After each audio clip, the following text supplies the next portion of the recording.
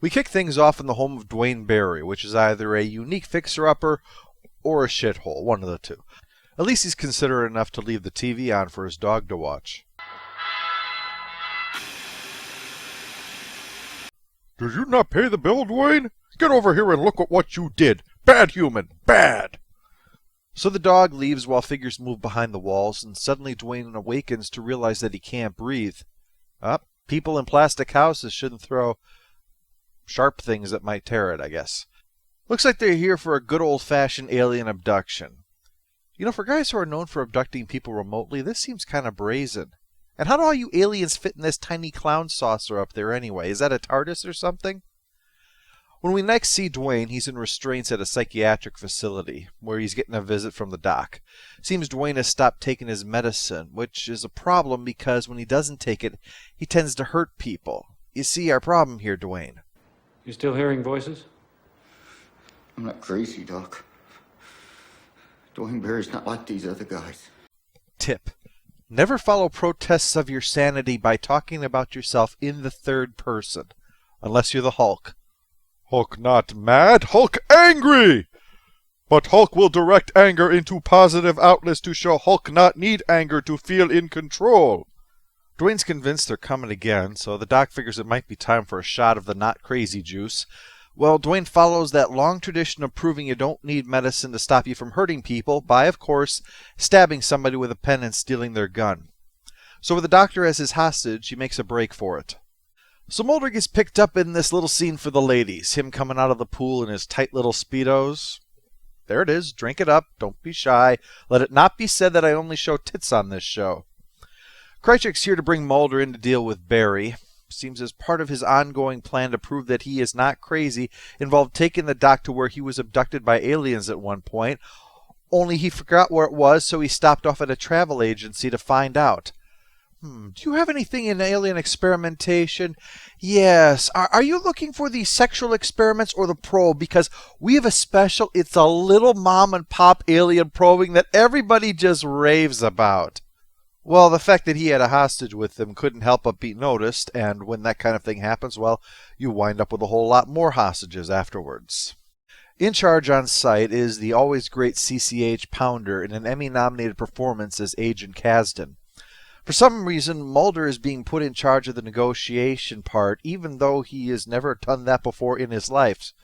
Even though Dwayne claims to be an abductee, it doesn't make sense for him to be here when lives are at stake, but everybody's got to follow orders. So, as Dwayne pistol whips one of the hostages and screams at the doctor again, while insisting how not crazy he is, Mulder gets to call him up and pop his hostage cherry. What's worse is that it turns out Dwayne knows the procedure better than Mulder does. It's almost like The Negotiator when Samuel L. Jackson gets that guy to admit that he dresses like a little girl and gets his ass spanked.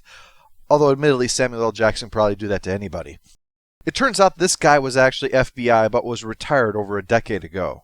The point being that the Bureau wants to minimize its embarrassment, isn't that it? That we can police our own. They would like it done as neatly and cleanly as possible. Which again begs the question of why Mulder would be brought in if this is so vital. This should be like their top man, not somebody who last episode was transcribing wiretaps. Obviously somebody wants him connected to this, so since he doesn't have experience, he'll have to settle for being a conspiracy nut. Stick with what you know. So he calls Scully. Escaped mental patient is holding 4 people hostage in a travel agency. What they're not telling you is that he's former FBI who also claims to be an alien abductee. Seriously? Yeah, his name's Dwayne Barry. Look, Scully, I need your help. I need you to find out what happened to him. Anything, transcripts from therapy sessions, hypnotic regressions, anything about his abduction experience. Yeah, Mulder's just got a live blogging an X-File this week. As you see, the power goes out, except that wasn't the tactical team that did that, it just happened. And during that, Dwayne gets jumpy and shots are fired to make sure the aliens don't take his bodily fluids or anything, and... I need Dallas. Kimberly. Kimberly. He's going to bleed to death. I guess we're gonna need a doctor. Please state the nature of the lunatic emergency.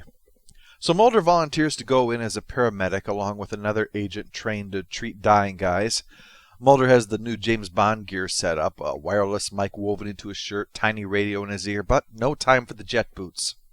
Of course, Dwayne knows the routine, so he sees through their disguises and knows to have one of the hostages get the door instead of doing it himself, and checking them and the case for weapons to make sure they don't bring any inside, and then let them get to work.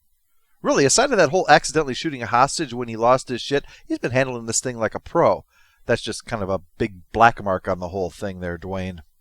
Mulder points out there was some missing time after the power went out, which makes Dwayne flash back to his abduction, and reminding him of that stress is really not helping things.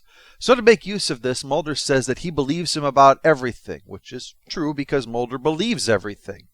But that's kind of the exact opposite of what he was told to do, because whether Mulder believes him or not, this is a violent man with a gun who just shot someone. Feeding into his psychosis might get on his good side, or it might embolden him and escalate this crisis.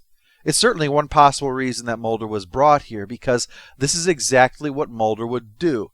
And getting hostages killed by someone he believes is an abductee, or even getting killed himself, would hurt Mulder's cause. I mean, obviously, Mulder's efforts would be stopped if he was dead. I mean that others, like the guy from Fallen Angel, who follow what Mulder does, might be disheartened, and those on the fence likely go over to the other side. It gets them a small reprieve. The gunshot victim's allowed to go, but Mulder will have to stay. And the problem Mulder has is that Dwayne's used to people either not believing him or obviously humoring him. So Mulder's genuine belief is a bit hard for him to convey. And the problem is that being convincing is a detailed reminder of what the aliens do to Dwayne, the thing that's turned him into a gun-waving nut. So winning his trust without it ending in a hail of bullets is kind of like playing Operation, only with a 50,000-volt battery inside. In flashback, we see his abduction. I love to laugh. And the aliens take him away, lock his jaws open, and burn tiny holes in his teeth. Thanks, Obamacare. Just as an aside, I'm no expert on alien abduction, but it seems to me that if the aliens wanted to keep people from remembering things, doing stuff like this while the subject is unconscious would be a lot less stressful and do an even better job of meeting their goals. Anyway, Scully phones up and tells Krychek that if they don't get Mulder out, Dwayne will kill him because he's not what Mulder thinks. Ominous noise. But Dwayne is convincing, talking about the tests, the young girls that he sometimes sees, how much it hurts them. You know what it's like, sir? It's like living with a gun to your head and never know when it's gonna go off. Yeah, I'm sure these people can relate to what it's like being stuck with a loaded gun that might be fired at them, Dwayne. And Scully arrives with the report on Dwayne. It seems that the reason that he retired was because he got shot in the head, destroying a part of his brain that repeats a famous similar case. And what effect did it have? He became a pathological liar, suffering from severe delusions. His behavior was characterized as bizarre and violent, with a tendency to act out his fantasies. In other words, Dwayne Barry is not Whitley Strieber. He's the Joker. Want to know how I got these scars? He tells Mulder that the aliens are helped by the government, the military, and corporate guys, and I'm betting the Trilateral Commission or the Illuminati will come in here at some point. But Scully tells Mulder through his earpiece about Dwayne's history, and also that if they can't get the hostages out soon, HRT is going to have to bust in. Mulder convinces Dwayne to let the other two employees go, but then he lets his interest in Dwayne's case get the better of him, interfering in the plan to take him out, which is bad. And even worse, wondering if Dwayne is telling the truth or making it up. Well, there's only one way to find out. Are you making any of this up? I never said it was a good way. Yep, being questioned by the one person who seemed to believe him shatters that goal of developing a rapport with the hostage taker and instead resets him back to screaming maniac with gun. Mulder, I'm guessing you're not going to get called back for the next hostage crisis, assuming you survive the murder-suicide likely to come. So Mulder reminds Dwayne that after the hostages left, the door would be left unlocked, so if he doesn't want them getting inside, he's going to have to go lock the door. Well, at least that uses his manic rage to Mulder's advantage, because instead of untying Mulder and making him do it at gunpoint like he would have done if he was thinking clearly, like at the beginning of that, he just goes over and does it himself, right where the snipers are waiting.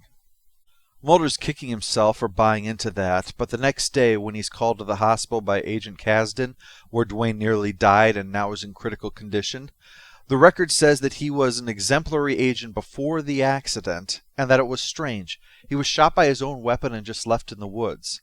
And the crazy part is that there is metal in all of the places that Dwayne indicated, plus drill holes in his teeth too fine for any equipment that currently exists. Now Mulder doesn't know what to believe. He's got a conspiracy theory go-sub error going on now, so Scully takes one of the pieces and says she'll go have it looked at. Except the metal seems to have some small markings on it, extremely fine. So when Scully is at the grocery store, she notices the barcode scanner, thinks of that, and after checking out, decides, what would happen if I do this?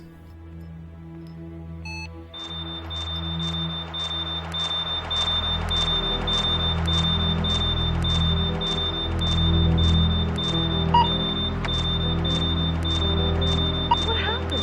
Did you touch something? I don't know what happened. Wow, just mess up her register and leave. And you know there's going to be hell to pay over this. I'm sorry, Debbie, but your register is off by 67 trillion groxits, and that's coming out of your paycheck. So we return to Dwayne Barry in the hospital, who was shot in the chest, nearly died, and is in critical condition. He sees, or thinks he sees, aliens behind the curtain. So he grabs a fire extinguisher and takes out the cop guarding him. In the cop's defense, I would presume that dead man walking was unlikely to be a threat that I needed to keep my eyes on every single second either. Meanwhile, Scully leaves a message for Mulder. What the hell is this thing, Mulder? It's almost as if somebody was using it to catalog him. He's a little known fact that aliens just love collecting crazy people. He's part of their special set. That's the weird thing about aliens, though, not the collecting thing, the tech thing. I mean, their technology in everything but medicine is awe-inspiring. But in that case, it's just 20 minutes into the future. You can etch something onto a piece of metal that needs a powerful microscope to see, but you put it on a jagged lump of metal and do some surgery that looks like a first-year resident was responsible. But then Dwayne Barry busts in and takes her prisoner, leading to the to be continued. Dwayne Barry is definitely a fine episode, but what happened behind the scenes is what made it definitely require must-see, which is it being a two-parter. The split-up of Mulder and Scully had already been planned. It had nothing to do with Gillian Anderson being pregnant at the time. But they did need to get her time away for that, so they decided to work that into the show. Dwayne Barry was originally just supposed to be a standalone episode, a touchstone, I guess you could say, to the myth arc, like Fallen Angel had been. But they decided to have Dwayne be the one to take Scully out of the picture for a little while. They had a guy in place, and aside of the fact that he was near dead, he fit to a T. So his escape and arriving at her house were additions to tie it into Ascension that we're going to get into on Thursday.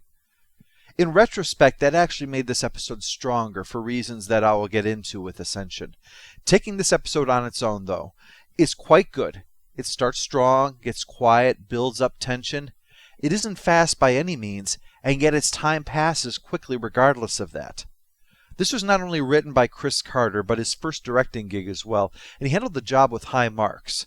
But let's leave further discussion of the story's larger issues for next time.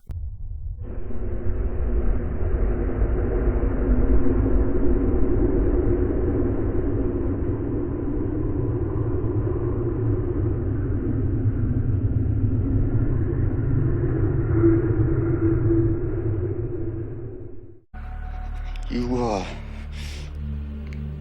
calling Dwayne Barry a liar now?